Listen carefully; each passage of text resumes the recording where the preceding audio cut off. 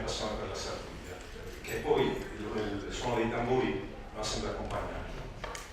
Oggi ringrazio tanto Maurizio che mi ha aiutato a questa nuova edizione, facendo un lavoro splendido su quelle che sono le corporazioni del mestiere in Sardegna e i gremi a dove stanno. E oggi se la Sardegna vive è grazie alla presenza ancora di questi due gremi che sono fondamentali proprio nell'organizzazione e nella gestione un po' della Sardegna. Ringrazio Paolo, di cui sono orgoglioso di essere amico, che mi ha sostenuto nella prima pubblicazione di questo libro dicendomi lo devi pubblicare perché è qualcosa che rende omaggio alla città di Oristano, ed è una cosa diversa, perché io non sogno neanche di fare uno studio storiografico della Sardegna, assolutamente. Sono quelle impressioni e quelle immagini della Sardegna che i cavalieri colgono, però difficilmente vanno a scrivere. La Sardegna è un rito, c'è un qualcosa di magico che è al di là del carnevale, della festa in sé, è qualcosa di più profondo. Ringrazio Luigi che è un ex componitore, un carissimo amico fraterno e che mi ha conosciuto già nelle prime Sardegna. Io ho vissuto la Sardegna nella scuderia loro che ero bambino, proprio era una scuderia dove si facevano i primi spuntini di Sardegna. Venne portato lì da Cicetto che forse aveva 10-11 anni e lui l'anno era componitore e mi impressionò perché durante la discesa perse il cilindro, era qualcosa di strano vedere questa maschera senza quel cilindro, però cilindro che poi arriverà messo subito a posto perché il corteo poi si sistemò. Ringrazio quindi Luigi, ringrazio Carlo Delfino che ha voluto e ha creduto in questo libro e che lo ha reso anzi più bello di quanto immaginassi, quindi grazie Carlo. E poi tutti quelli che mi hanno dato una mano, insomma, ringrazio i miei compagni di Pariglia che sono presenti tutti e due oggi, con cui condividiamo con Roberto la Sardegna da ragazzini, cioè la prima Sardegna che eravamo proprio bambini, avevamo una testa di capelli così, oggi non ne abbiamo più. Quando vedo le prime foto mi impressiona perché Roberto sembrava Lucio Battisti, aveva una testa di capelli ricci, io avevo sembrava uno dei Beatles. Oggi non ce li abbiamo più, sono andati insieme al vento nelle discese, li abbiamo persi. La velocità. La velocità, bravo Paolo. E vi voglio leggere un piccolo assunto di come più o meno è il libro, così vi renderete conto di quello che c'è dentro. Abbiate pazienza, solo qualche minuto. Come funziona questa? Ho bisogno degli occhiali perché sono invecchiando. Allora, sin da bambino sono stato attratto da quella maschera, dall'espressione imperturbabile, dal significato ambiguo o androgino. Difficilmente interpretare quell'espressione, a volte di un uomo triste, a volte di una donna, a volte di entrambi, con lo sguardo perso nell'infinito. Tutto questo celava un qualunque viso o un qualunque essere dietro quella maschera. Mi incuteva paura, a volte mi gelava il sangue, mi attirava e scatenava in me opposte emozioni, di gioia e di tristezza. Era quell'uomo o quella donna, quell'essere androgeno che improvvisamente moriva e poi rinasceva attraverso una serie di gesti rituali, a me incomprensibili e di cui cominciai a chiedermi il significato. Fu così che insieme all'amore per i cavalli maturò dentro di me la passione per qualcosa che percepivo come magica, ma di cui ancora non conoscevo i significati più profondi. Quella che per molti è una banale festa di carnevale, o per altri invece rappresenta la sorte che porterà il bene e il male, è quella sorte appesa ad un nastro verde, come la nostra vita. Ed è attraverso quella stella appesa a un filo che il popolo dei sardi, danzatori delle stelle, celebrava il matrimonio del dio Ceros con Poidori, con la madre terra, la stella, appesa ad un filo, per generare e far rinascere i frutti della nuova vita. Le immagini, le domande, la voglia di scoprire, di vivere profondamente la Sardegna si presentarono nel momento in cui rincontrai lo sguardo di quella maschera. Era la prima volta che quell'essere ambiguo, uomo o donna, con grande solennità assumeva metaforicamente su me stesso il potere di decidere sulla sorte di un popolo. Io da quel nastro verde potevo dispensare gioia o dolore, paura, coraggio e speranza per un intero popolo, forse una mera illusione. Nessuno di noi, nonostante i più grandi sforzi, può modificare di un solo attimo il proprio destino, ma quell'essere, non più uomo, non più donna, o tutti e due insieme, non è più di questa terra. Ma cosa sono tutti quei gesti che solo un Poidori compie? Questa domanda era martellante. Qual è il nesso torneo medievale, scontro tra due cavalieri, carnevale, un rito propiziatorio. E Savepia e Maio, che cos'è? Un cavaliere che muore sulla groppa di un cavallo, un cavaliere che benedice la folla, la gente che urla e che piange, l'indifferenza di una città che rinasce nel giorno della sua festa. Tanti simboli che confluiscono a rappresentare diversi periodi della storia, i riti pagani, le tradizioni popolari, i riti cristiani, l'arte dei maestri del mestiere, in una sinfonia maestosamente eseguita dall'uomo trasformato dal cielo in un Dio. Sono molteplici simboli che si ripetono con la ritualità dei gesti, come quelli cristiani, il segno della croce, fatto con Savepia e Maio, e Savepia e Maio dalle origini lontane, che ritroviamo sotto altre forme in altri paesini della Sardegna. Vedi su Nennere, o la stessa bambina di Maggio, mazzo di pervinche e viole, che bambini di Cabras portavano in processione e sacrificavano da un dirupo al dio Mammone, dio dell'acqua. I riti dei magi che si ripetono in diverse civiltà, prima e durante la primavera, per propiziare una buona annata, e altri simboli che si riferiscono al mondo contadino. Importante è la stella a 5 punte, con un ricordo alla Dea Madre, e a 6 come la stella di Salomone, dove ci sono i triangoli, 2 triangoli sovrapposti, quindi gli elementi acqua, aria, terra e fuoco, o quella a 8 punte, sicuramente anche questo è un numero magico. E ancora un riferimento alla ciclicità delle stagioni, metaforicamente vicine alla nostra stessa vita, la morte e la rinascita. Le influenze dovute ai vari periodi nei quali la giostra si svolge le ritroviamo nel cilindro ottocentesco, che era tipico dei signorotti dell'Ottocento e venne indossato da subomponidori come il coietto o colletto, la lunga giacca di pelle che farebbe pensare alla sottoarmatura delle vesti medievali. Ma il giorno più magico è quello della Candelora, che l'investitura assume in questo giorno la forma di un rito di iniziazione. È il sacerdote cattolico insieme ai maiorali del gremio che consegnerà al capo corsa la luce della sapienza, della forza e della bellezza, e che lo guiderà nel giorno in cui indosserà la maschera, ed è allora che sarà vicino agli dei nel suo percorso, in cui non più uomo comune sarà il re di un popolo. È verosimile che la Sardegna, per cui l'uomo prescelto, rappresentasse l'inizio di un cammino alla ricerca di una qualche verità nascosta. Alcuni teorizzano che per poter essere ammessi all'interno degli ordini o delle corporazioni si dovesse superare la prova di abilità, in questo caso a cavallo. Una volta ammessi iniziava quella trasformazione alchemica dell'iniziato, la trasformazione dell'uomo profano che diventa apprendista ed inizia ad imparare i segreti della propria arte, della propria corporazione. Tutto questo ricorda la nostra storia, fatta di un continuo dedicare le proprie asperità, eliminando e sconfiggendo le insicurezze e le paure del genere umano. Ed è così che bisogna guardare la Sardegna, non solo con gli occhi, ma con l'anima, perché attraverso quell'intreccio di vita e morte che c'è in essa, dove non c'è Dio, ma tutta l'essenza del genere umano, fatto di paura, ambizioni, superstizione, dolore, vita e morte. Grazie a tutti.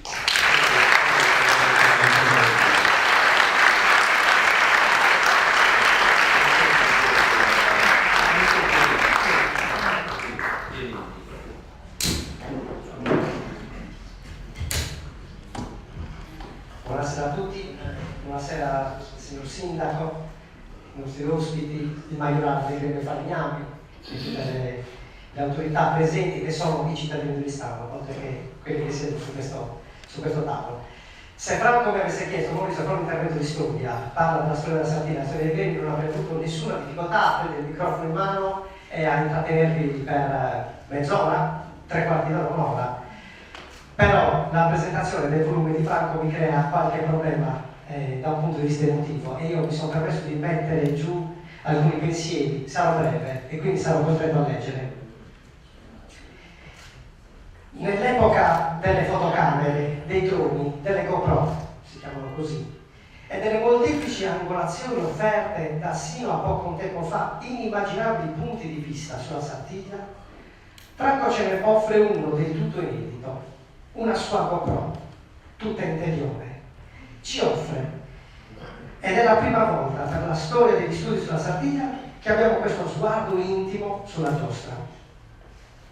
Franco, realizzando un'operazione difficilissima, perché si sa quanto è complicato parlare di noi stessi e del nostro intimo, ha provato a trascrivere le sue impressioni, le sue emozioni, ha tentato di riprodurre in testo, per noi, le sue riflessioni sul complesso cerimoniale della Sardegna.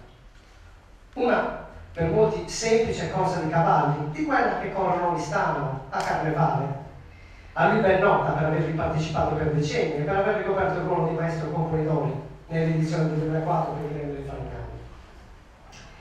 Questa elegantissima edizione di questo volume, curata dalla casa editrice del signor Carlo Delfino, che come visionesi ringraziamo per aver accolto la proposta di pubblicazione di Franco, è impreziosita dai disegni dell'artista Pietro Serra ed è trapuntata di foto che ricordano le gesta del suo poema di San Giuseppe del 2004.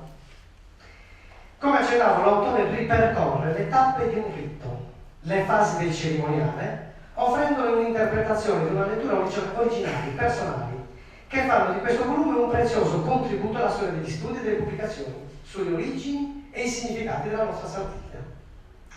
Ringrazio Franco per avermi coinvolto in questo prezioso lavoro. Per lui e per questa pubblicazione ho scritto poche righe che richiamano il prezioso ruolo dei gremi in Sardegna e nella città di Oristano in particolare, dove ancora oggi rivestono un ruolo di primaria importanza, non solo per l'organizzazione della Sardegna, ma più in generale per la società e la cultura oristanese. Ma ringrazio Franco anche per avermi voluto presente in questo momento nel provare a presentare questo suo lavoro, cosa non certo facile. La prima cosa che mi sento di dire è che, di primo acchito, un lettore che prende in mano questo volume e inizia a scorrere le pagine vede quante belle foto, che bei disegni e i testi. Beh, uno può pensare, lo leggo facilmente, sono brevi articoli, sono brevi interventi dell'autore.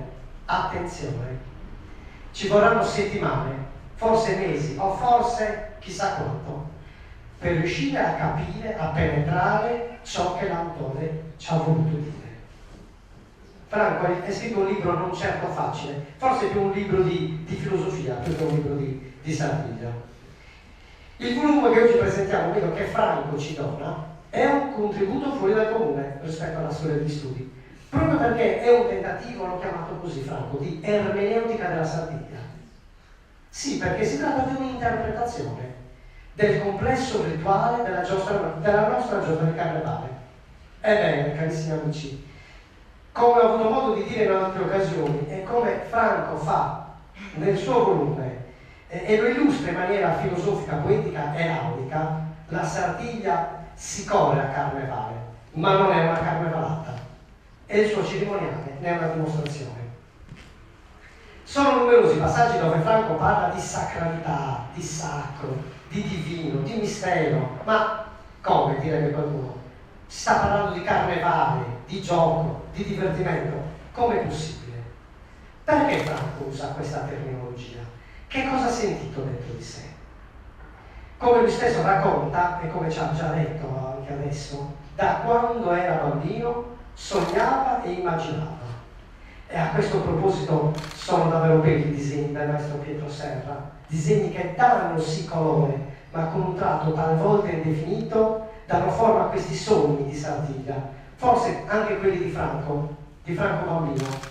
Un bambino che crescendo, ormai ammaliato dalla Sardegna, inizialmente avevo scritto ammalato di Sardegna, però ammaliato regge meglio questo livello, questo registro. Ammaliato dalla Sardegna, successivamente si è avvicinato a questo mondo, lo ha voluto conoscere e vedere da vicino, partecipando alla giostra sino al fatidico momento in cui è stato chiamato a ricoprire il ruolo di capocorsa.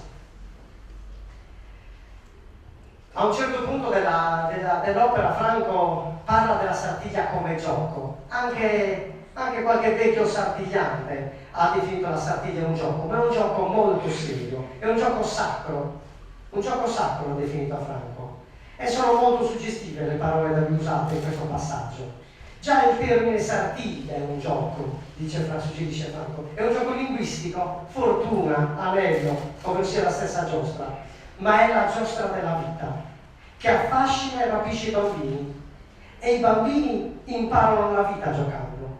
La Sardegna è talvolta la metafora del gioco della vita, è la magia della vita, è il mistero della morte, e il bambino divenuto adulto giocando impara il ritmo delle primavere, delle estati, ma anche degli autunni e degli inverni della vita.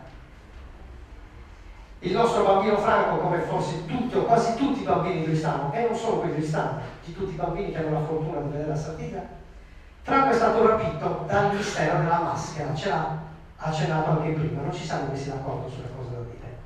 Questi sono due punti che meritano la nostra attenzione. Dal mistero della maschera, e come tutti i misteri, anche questo inquieta e sollecita, spaventa ed attrae con la stessa forza per anni. Cito Franco: trascorsero gli anni, i carnevali, le sartiglie, anni di studio, di cavalcate, di impegni sempre maggiori, ma non svanì il desiderio di scoprire il segreto della maschera e il mistero della sartiglia. Continuai ad allenarmi con intima passione, al fine di partecipare anche io a questa gara di coraggio e mistero, che magnetizzava e risvegliava dalla sua quotidiana indifferenza un'intera comunità che rinasce nel giorno della sua festa, la candela. Quindi ecco l'altro momento, diciamo uno degli altri momenti che tengo a sottolineare. La candelola. Franco in questo passaggio offre una lettura alchimistica, riferendosi all'osmosi e alla simbiosi che si crea tra gremio prima e comunità tutta poi. La maschera e la candelola. I carnevali in Sardegna sono fatti di maschere. Se solo pensiamo ai carnevali di Mamoiana, queste maschere che danzano intorno ai fuochi, lì parliamo di sacralità, una sacralità probabilmente legata a rituali ancestrali del passato, chissà di quanti millenni, ma la Sardegna, questa giostra che arriva nel carnevale in tempi relativamente recenti, dov'è il sacro nella Sardegna? Ecco, due momenti importanti della ricerca della sacralità della Sardegna sono sicuramente questo momento della candelola e la maschera. Perché la candelola? Perché, come Franco rappresenta in maniera diversa, la candelola rappresenta il momento in cui tu vieni scelto. E quello è un atto d'amore che fa il presidente del gremio, il gremio intero, che va a scegliere quella persona, una persona che dovrà rappresentare il gremio nella corsa. E la maschera, il mistero della maschera, ed è un mistero anche da un punto di vista storico ancora, perché noi non sappiamo da quando si usa la maschera alla Sardegna. Noi sappiamo che la Sardegna si correva nel 500, nel 600, nel 700. Non abbiamo notizie di maschere, perché non sono sartiglie carnasciaresche quelle. Sono sartiglie che segnano momenti di festa, di giornate che vedono la città di Oristano celebrare eventi straordinari, nascite e matrimoni di principi. Un'unica iconografia esiste di una Sardegna, forse sarda, forse oristanese, non vediamo i cavalieri con la maschera. Ma la Sardegna legata al carnevale è la Sardegna della maschera. E quindi ecco il mistero. Chi è questo cavaliere che si c'era dietro quella maschera? Intanto, sino a poco tempo fa non si conoscevano i nomi. Noi non abbiamo un registro di documenti del gremio, parlo di quello di San Giovanni, quello di San Giuseppe, dove non è citato un nome di un puledore. Consulti su un puledore San Giovanni, sia su un puledore San Giuseppe. I nomi non si conoscevano. Quella maschera c'era quella figura che rappresenta quella autorità, ovvero la massima autorità del gremio, quell'istituzione. La sacralità dell'istituto della maschera. L'autore passa quindi all'ermeneutica della gestualità del Pompolidori per tentare di dare una spiegazione sull'origine del rito, sulle possibili spiegazioni del rito cerimoniale. Una reliquia, la chiama Franco, una reliquia, ma più riferibile agli antichi tornei, come lui stesso ha già detto prima, o a un rito propiziatorio. Lo recito: avevo la facoltà di benedire con un supremo gesto terapeutico e beneaugurante le messi e il popolo, le sue attività, le sue attese, le sue speranze. Da quel gesto seminale e da quel verbo risanato rifluivano, sciogliendosi dal gruppo fatale che le teneva strette insieme come un mistico mazzetto di viole, strette dalle pervinche del San Maio, tutti i doni della sacra primavera. È un atto d'amore del suo Pompolidori per la sua città. Ma io lascio questi miei appunti per rivolgermi a Federico e Riccardo. Questo libro è stato dedicato a Federico e Riccardo, e quindi con loro anche la loro mamma sicuramente. Bene, Federico e Riccardo, forse ho utilizzato anche termini un pochino difficili, sono quelli che usa vostro padre in questa presentazione della Sardegna molto intima. Ha voluto parlare di un mistero, di una magia, quella della Sardegna. È un mistero che si compie anche oggi. È una magia che si compie anche oggi, in questo momento. Perché? Vi voglio raccontare una piccola cosa. Io ho fatto il Sucum Poedori nell'anno 2000. Sucum Poedori perché io mi contento nel 2000, non eravate nati, non eravate neanche nati quando vostro padre ha fatto Sucum Poedori nel 2004. Bene, nel 2000, quando io ho fatto Sucum Poedori, tra le tante cose, ho dovuto scegliere i cavalieri che dovettero scendere alla stella in quell'anno. In quell'anno Franco Leda, che aveva già un nome, Franco Leda, che io conoscevo appena, sapevo che c'era questo cavaliere di una certa esperienza, che in quell'anno correva con Aldo Cossu e con Bubu Salaris, che è qui presente. Aldo Cossu è qui presente anche lui, in maniera diversa, ma è qui presente. Io feci scendere alla stella Aldo Cossu e Bubu Salaris, perché con loro avevo un rapporto, li conoscevo. Franco Leda non scese alla stella. Bene, nel 2004 Franco Leda di martedì su un Poedori. Io devo dire oggi, Franco, non ce lo siamo mai detti, lo dico oggi, la giornata del martedì del 2004 per me è una delle giornate più tristi di Sartiglia dei miei 24 anni di edizione della corsa. Perché? Perché nel 2001, 2002, 2003 e 2004 di domenica sono sceso alla stella, ma io sapevo bene che nel 2004 il martedì non sarei sceso, perché giustamente Franco ha fatto altre scelte. Però che cosa è successo? Grazie alla Sartiglia anche, è successo che sono passati gli anni, noi siamo diventati amici, Franco ha allungato di molto tempo i giorni di vita di mio padre, e io di questo gliene renderò grazie per tutta la mia vita, e mi ha reso partecipe di questo lavoro. Un lavoro che lega il nome di vostro padre alla storia della Sartiglia, primo perché ha fatto sul Poedori, secondo per aver scritto questo libro. Grazie a tutti. Grazie.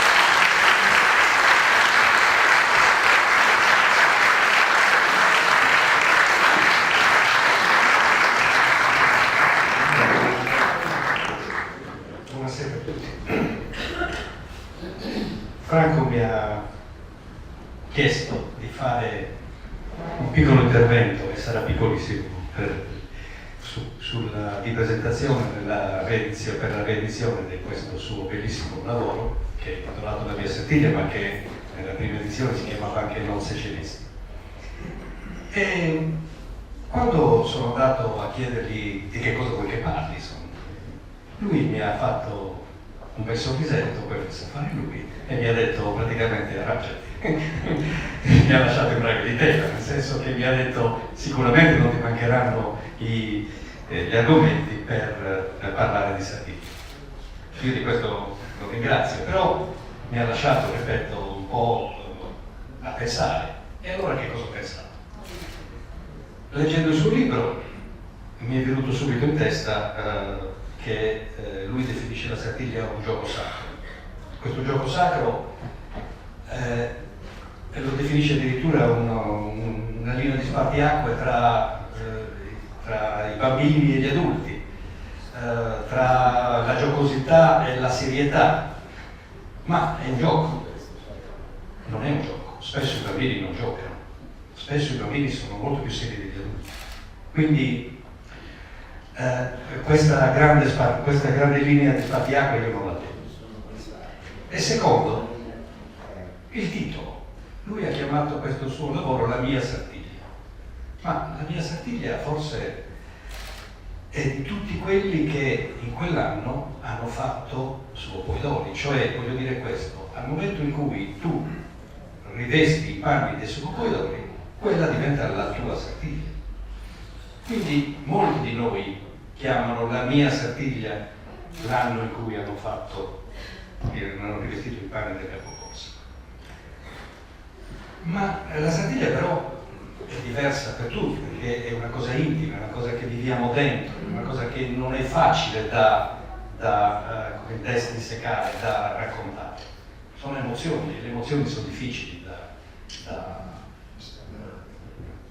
parlare di emozioni è molto difficile. Franco, secondo me, in questo libro è riuscito a comunicare le sue emozioni, o almeno a me lo ha fatto. Io spero che quando lo leggerete lo faccia anche a voi. È riuscito a comunicarmi che cosa ha provato in quel momento. E questo è molto, credo che sia la forza di questo libro, il perché è stato edito. Io ho rivestito i panni del sottopoitore 2 volte. Ho avuto questo grande onore sia per il gremio di San Giovanni che per il gremio di Falegnano. La prima volta nel 1964, avevo appena 17 anni, ero un ragazzino e probabilmente non capivo assolutamente qual era il ruolo del sottopoitore, probabilmente anzi non ho corso perché mi piaceva correre e punto basta, però non credo di averlo fatto male perché sono riuscito a prendere la stella e quello forse mi ha salvato la corsa. La seconda volta invece avevo già 30 anni, l'ho fatto nel 1977 per il gremio dei contadini. Quando l'allora presidente mi ha chiamato, io vivevo già a Cagliari, mi ha chiamato al telefono, mi ha detto se me la sentivo di fare sottopoitore. E io sono rimasto onorato, il presidente era Franco Pinna, un amico fraterno, ho corso tanti anni col fratello, il suo fratello di sangue, quindi insomma giocavo in casa, però col cuore immediatamente gli ho detto sì, certo, molto volentieri. Poi però, siccome non ero più un ragazzino, ci ho pensato, ho detto no, ce la farò, riuscirò a non deludere chi mi sta dando questo incarico. Teniamo presente che Franco era la prima volta che faceva il presidente del gremio, quindi io ero il suo primo compoitore, e insomma era una responsabilità che era niente che mi stava dando. Comunque, insomma, abbiamo pensato e questa telefonata è arrivata circa un mese prima della Sartiglia, e questo già la dice lunga, non c'era molto tempo, ma grazie ad amici carissimi e soprattutto a qualcuno che è sceso da cavallo per dare il cavallo scoppio, Checco, non dico solo Checco, basta, Checco è sceso da cavallo perché Giulio Sinis gli aveva promesso di far correre lui con Saul, che era quel cavallo che si impennava, che è famosissimo perché nel 1978, l'anno dopo che ho fatto sottopoitore io, l'avevo portato a Carretto Pala e c'era una fotografia col cavallo impennato e che ha fatto praticamente il giro del mondo, hanno fatto magliette, il cavallo era quello, ed era di Giulio Sinis, un grande appassionato di Sardiglia e anche grande compositore, è stato anche Giulio. E quindi lui l'aveva promesso a Checco, ma Checco molto, molto cavallerescamente mi ha detto no, per fare suo compositore il cavallo te lo cedo. Quindi gli amici si vedono anche queste cose, bisogna ricordarle queste cose perché sono atti di cuore, atti che forse solo i sartigliani possono capire. Comunque,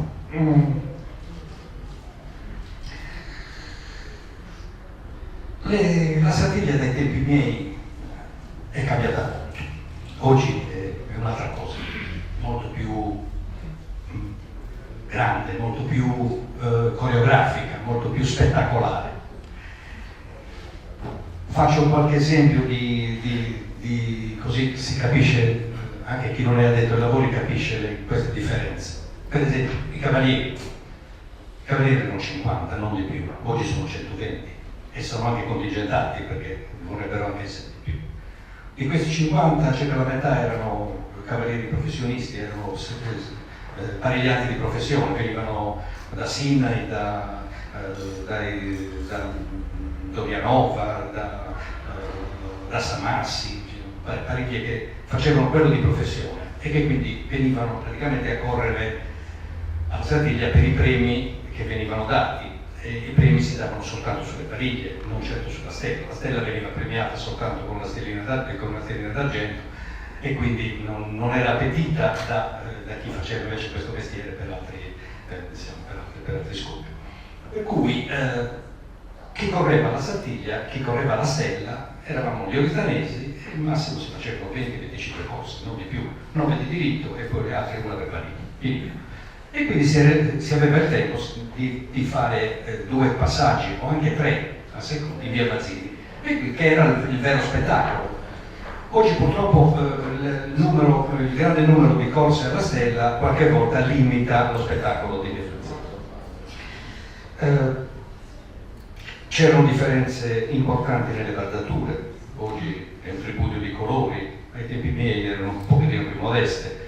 Si compensava la mancanza di rosette, perché le rosette erano poche, erano circa 30 per ogni cavallo, non certo come oggi, però si mettevano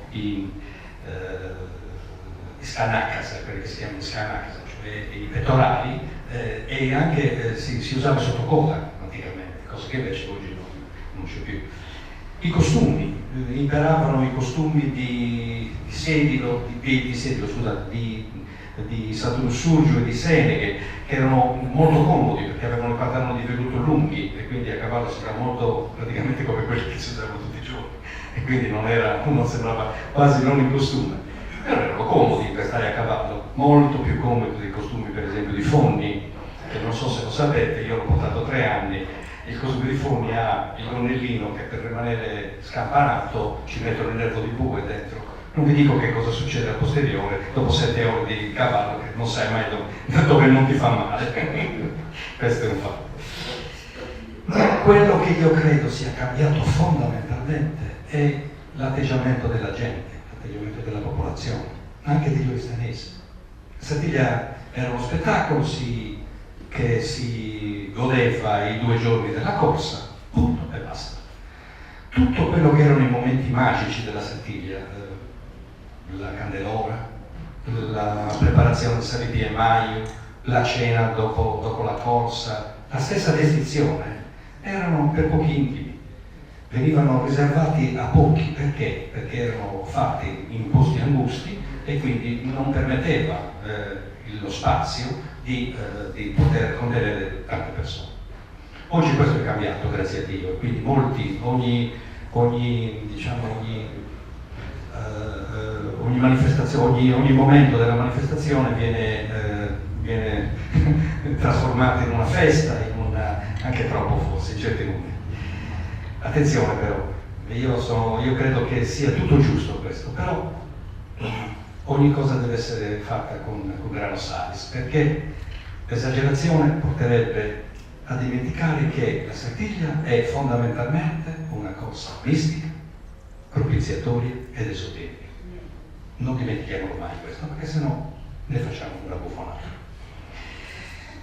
Franco in questo suo lavoro ha sicuramente fatto in modo che la Satiglia venga dipinta non soltanto come bravura e spettacolo, bravura dei cavalieri e spettacolo, ma viene anche dipinta soprattutto come una manifestazione di cultura e di tradizione.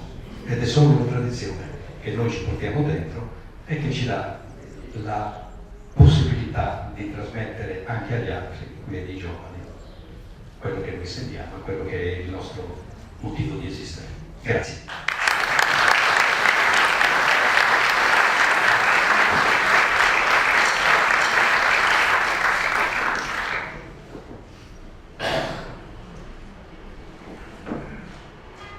Mi domando che cosa avresti da dire dopo quello che hanno detto di così intelligente chi mi ha preceduto, soprattutto da parte da un extracomunitario di Sartiglia, come certamente io sono, e appunto mi sono domandato perché ti interessa tanto.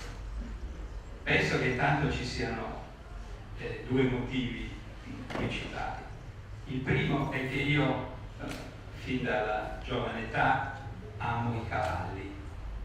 Possiedo una collezione di circa 300 cavalli di vario materiale, alcuni in casa, tutti gli altri che sono stati scacciati da mia moglie, io li porto in giro per gli uffici. Man mano ho girato, direi, nelle varie professioni, ho cambiato mestiere 14 volte e ogni volta c'è stato l'esodo dei cavalli, come nella sgiara di Gestuli, che si spostano a seconda del movimento dei turisti o delle persone che vanno in posto.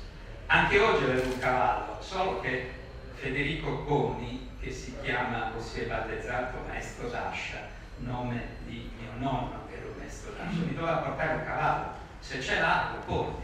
Perché ricordandomi direi la bellissima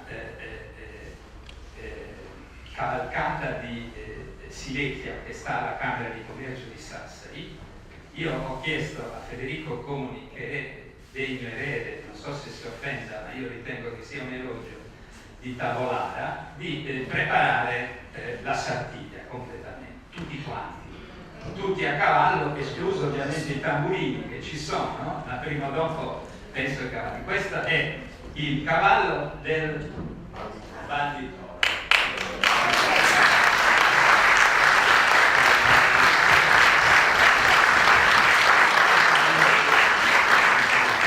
Potete immaginare il numero dei pezzi che sta facendo, quindi volevo presentare questo, e quindi Delfino è già prenotato per una pubblicazione sulla Sartiglia di legno.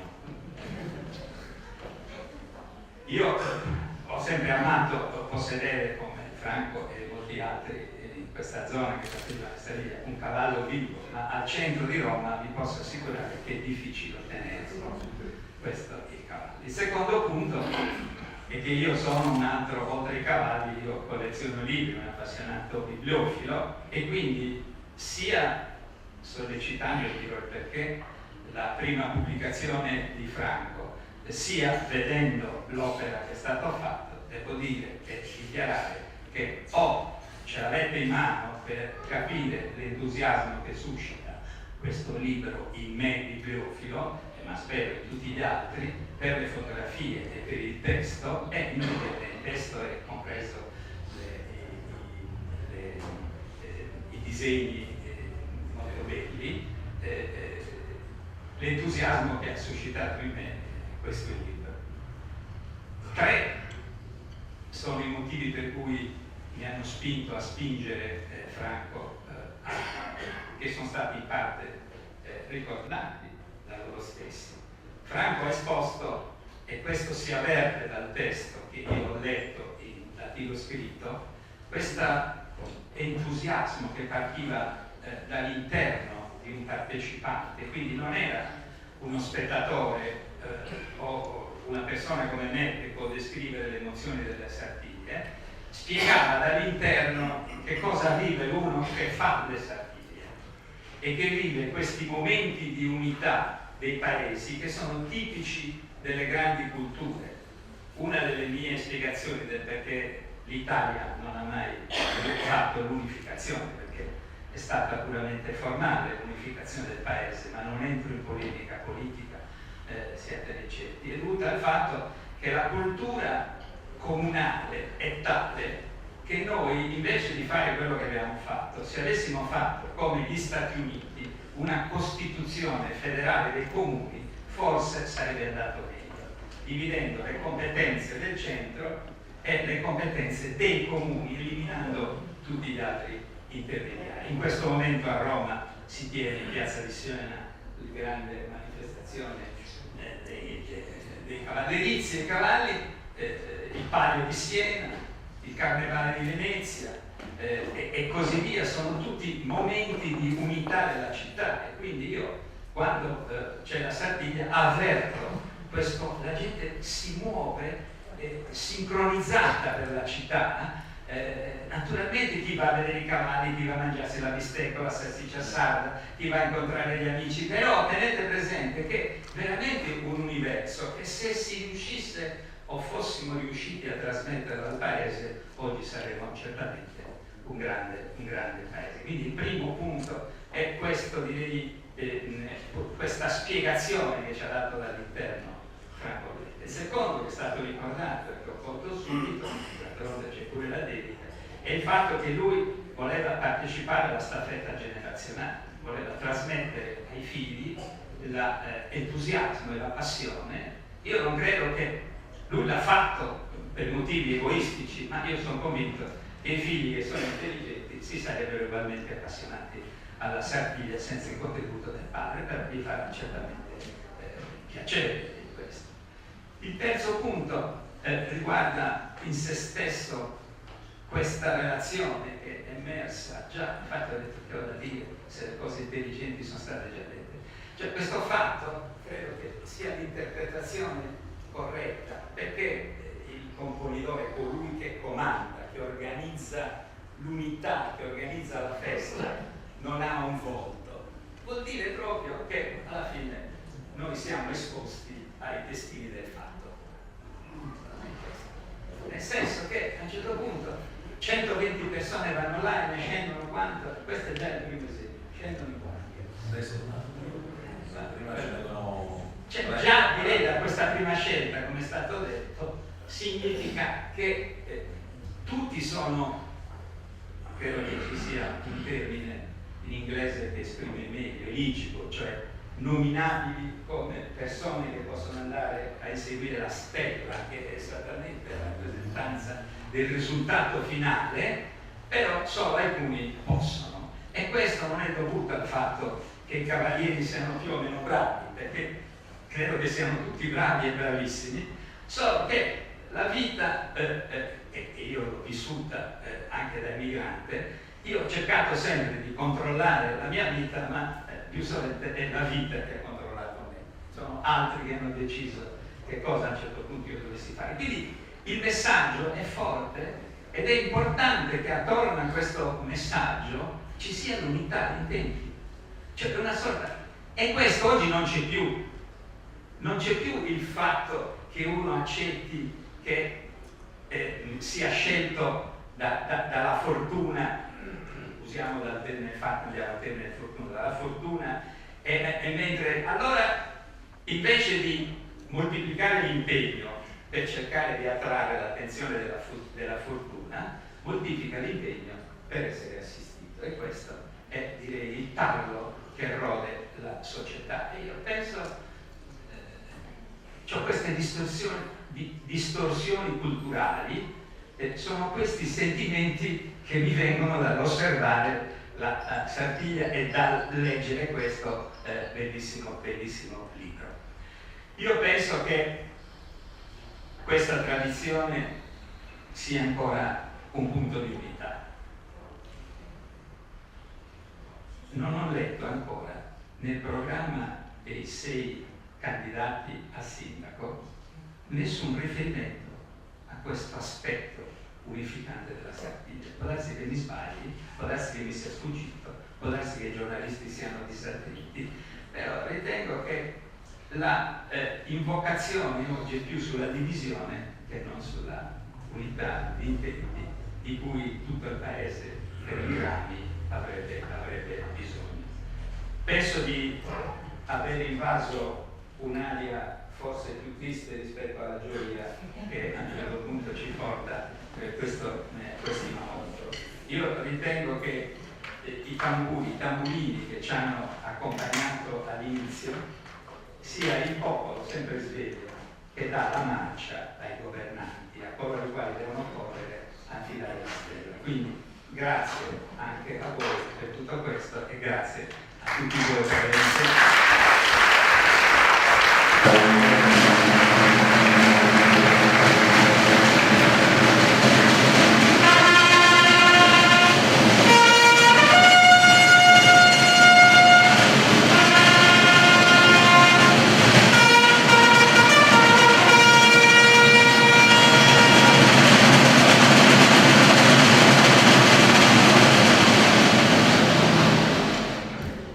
Intanto grazie a tutti. Chiamerei un minuto qui su Carlo Delfino, il nostro attuale sindaco di Oristano, per dare un saluto a Guido Tendas.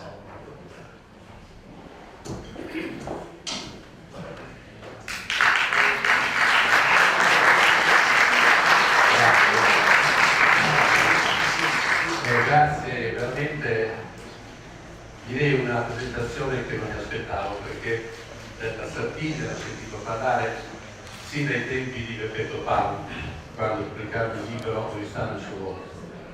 Però scendere così proprio nell'intimo di questa festa così importante, così sentita, così che accomuna la società oristanese è tutt'altra cosa. Soprattutto accolti così come è stato stasera dalla dei tamburini e dei trombettieri, che per me è stata una novità. Quindi prometto a Franco Letta che il prossimo anno verrò a vedere la Sardegna, perché vergognoso non l'ho mai vista. Facciamo una riflessione.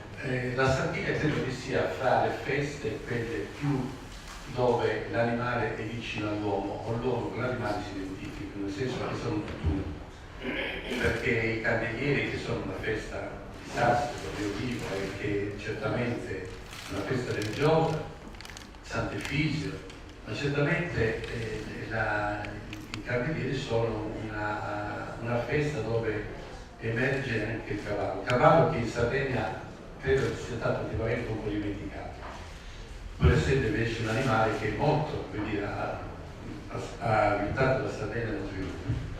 Il volume, come si diceva, è un volume importante perché è importante la festa. Noi abbiamo voluto proseguire nella collana appunto che abbiamo iniziato col libro sui Candelieri, che ha lo stesso formato, la stessa grafica, e in effetti il lavoro di Franco Leda, le fotografie e i disegni meritavano e meritano un libro così. Io sono sicuro che usciranno altri libri sulla Sardegna, perché è un argomento che ha tante sfaccettature, anche tante possibilità di essere raccontata, e sono sicuro che gli amministrativi per ogni libro stanno interessati a questa loro festa che rimane comunque la festa grafica, l'unica festa importante per quest'anno, che ha il vantaggio, come dicevo, di unire più che dividere, perché c'era appunto questo sapore. Il libro uscirà a settembre a fascicoli settimanali, perché ci sembra giusto che arrivi proprio dire grande pubblico di Oristano e circondario in 7 settimane. Risolveremo appunto la distribuzione che ormai per altre opere abbiamo fatto e abbiamo constatato che veramente arriva a tutto il tessuto sociale della città. Quindi a settembre in autunno l'opera uscirà a fascicolo settimanale di edicole, quindi chi vorrà aspettare per avere appunto la fascicola potrà trovare. Quindi, molto bene adesso, però chi eventualmente volesse acquistare così lo può acquistare. Quindi ringrazio per questa accoglienza, per questa serata, ringrazio i relatori tutti, perché devo dire mi avete sorpreso e soprattutto mi avete calato in questa grande realtà che per voi e per i sardi e per la Sardegna ormai diventa, mi pare, un anno, è stato fatto una lotteria, mi pare, legata, quindi ormai sta diventando una festa che attira anche molti stranieri. Credo che in Europa dovrebbe arrivare questo messaggio, perché per il nostro turismo queste feste sono molto importanti. Grazie a Franco che ha avuto fiducia nella casa editrice, con un amico ci ha fatto conoscere, ma io ho creduto subito nell'opera, ma ho creduto anche a questa necessità di un taglio diverso e di una grafica diversa, perché non si trattava di una festa paesana, ma si trattava di una grande festa di Oristano. Grazie a tutti, grazie a tutti.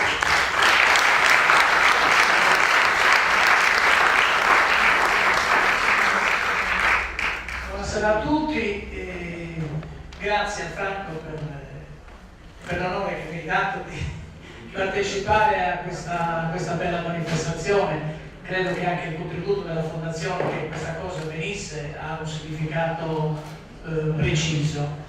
Il significato preciso è questo. Intanto, grazie all'extracomunitario della Sardegna, che mi sembra che, credo che siate d'accordo tutti, che ha capito benissimo qual è il valore veramente importante di questa nostra grande manifestazione. Forse noi ci dimentichiamo, però probabilmente è sicuramente la circostanza in cui ci sentiamo tutti appartenenti alla stessa comunità. E questo grazie alle cose che avvengono durante la Sardegna. Oggi noi abbiamo avuto la fortuna, questa è la considerazione che volevo fare, di sentir parlare 3 grandi compoitori che ci hanno raccontato cose che un po' qualcuno sa, tanti non sanno, eppure la Sardegna li diverte ugualmente e soprattutto li fa emozionare, ed è questo che volevo dirti, Franco. Questa riflessione che tu fai sulle emozioni che hai avuto tu sono quelle che stanno rendendo la Sardegna con lo spettacolo di cui parla Luigi rispetto alla Sardegna di quando lo facevi tu. Luigi è uno degli esperti della Fondazione, partecipa alle riunioni della Fondazione e potete capire quanto i suoi consigli e le sue riflessioni siano importanti. La nostra Sardegna è da 4 anni sotto osservazione da parte di Cremus e della Facoltà di Economia del Turismo dell'Università di Oristano. Il professor Melis dirige questo gruppo di lavoro che ha come obiettivo quello di capire cosa hanno in testa, cosa vivono quelli che vengono a vedere la Sardegna. E noi come fondazione, oltre che come amministrazione comunale, siamo orgogliosi perché in questi 3 anni che siamo sotto osservazione, che adesso è stata pubblicata la prima edizione di questa ricerca, che è interessato anche Sant'Efisio, la cavalcata e un'altra grande manifestazione di cui adesso non ricordo il nome, forse il Redentore. Bene, in questa ricerca ciò che si mette in risalto è che questa manifestazione riesce a trasmettere ai visitatori le emozioni, che tutti sappiamo, chi si interessa di turismo, di accoglienza, che è la cifra che fa la differenza nel proporre al turista, a suo strano, come diciamo noi, quello che proponiamo. Una cosa è vedere una corsa di cavalli, che pure è bella per chi se ne intende, altro invece è partecipare a questa cosa che per molti è cose macus, perché vedi gente piangere, qualche volta qualcuno ha visto il sindaco piangere quando esce su un po' di loro, dice ma questo è malato, non è proprio una malattia. Però l'idea che questa manifestazione riesce a trasmettere questa emozione a chi non è mai venuto all'Islamo, questa è la forza della manifestazione. E le vostre testimonianze, questa briga tra voi due, che la sappiamo tutti, che se gli dà la stella poi l'anno prossimo te la dà anche lui, e che però poi sono quelle che risaltano le amicizie. Questo è lo spirito dell'unità di cui ha parlato il professor Savona. Franco con Maurizio, che sono diventati amici anche in seguito a quello che è successo, che fa parte della manifestazione. Quindi veramente grazie per quello che avete detto stasera, grazie a Franco Letta, perché io Franco Letta l'ho conosciuto cavaliere e lui non si chiamava Franco, si chiamava Franco Letta, perché il cavaliere era Franco Letta. Quindi Franco, veramente grazie anche per le emozioni, qualche volta che ho avuto l'onore di metterti la stella per averla presa. Non hai idea che cos'è stata l'emozione per me quando questo l'ho fatto e quando lo faccio. Quindi veramente grazie per questa bella serata, è una cosa che serve alla Sartiglia, perché tutti noi che ne siamo fuori riusciamo un po' a stare più vicini a Sumo Polidori quando lui fa queste cose che qualche volta ci fanno piangere. Grazie veramente, ne approfitto per salutare su Maiorale di San Giuseppe, che l'ho rivisto stasera, uno giovane, questa è la speranza. Noi eravamo abituati a vedere persone di una certa età che facevano su Maiorali o soverani. Ecco, adesso possiamo dire che abbiamo abbassato molto anche dentro la popolazione, i protagonisti sono veramente giovani. Grazie Franco, veramente. Scusate, io volevo però dire una cosa, sono fatta vedere il nostro buon sindaco, mi è fatto venire in testa una cosa. Franco Letta è l'unico Campoidori che non ha preso la stella, che l'ha ammazzata. Perché l'ha trafitta proprio, l'ha portata via, non per averla soltanto infilata e portata via, ma proprio l'ha trafitta. Mi pare che sia la stella d'argento, giusto? E siccome è molto duttile l'argento, anziché portare via la stella, lui l'ha trafitta, proprio l'ha infilzata e l'ha portata via, ma infilzata il corpo della stella, veramente, credo che ce l'abbia ancora, no? Quindi lui non ha preso la stella, lui è l'unico giocatore che l'ha ammazzata la stella.